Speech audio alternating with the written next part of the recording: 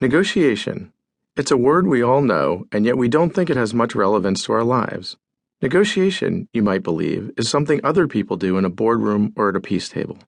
It's not a big part of my life. Well, I'd beg to differ.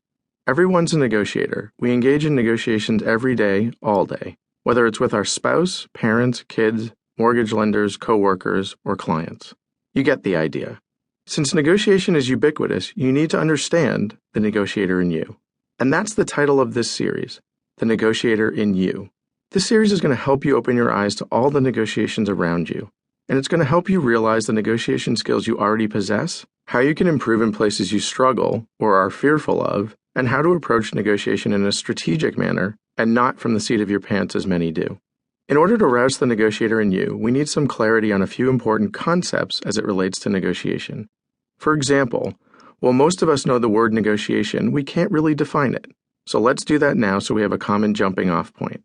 Negotiation is an interaction between two or more people who seek to meet their interest as best as possible by either reaching agreement or ending the process knowing they can do better elsewhere. What you'll notice about this definition is that it's an interaction between two or more parties. Next, we see that negotiation is about meeting one's interests, those things we need most in a given situation. And finally, you'll note that the end goal is either reaching an agreement or coming to the realization you can meet your needs better elsewhere. Not your typical definition of negotiation, but fundamental if you want to become a successful negotiator.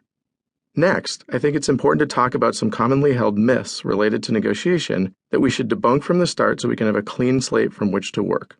So, drumroll please, the following are some critical myths that people believe about negotiation that are simply not true from my perspective.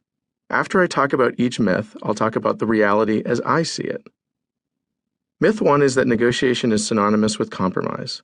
This is something we hear time and again in the media, and it's simply not true. Compromise, in this context, is often akin to sacrificing what's most important to you in a negotiation.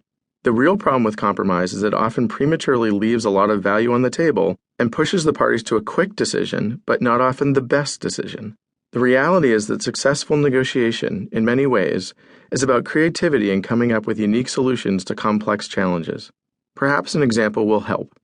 Sarah, a representative for Cunning Contractors, was in the throes of a negotiation with Karen, a representative for the city of Cumberland.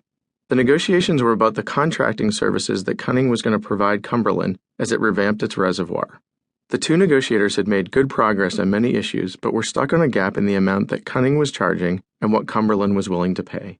The gap was approximately $100,000 on a $2 million contract. After much positional back and forth, the negotiation was on the brink.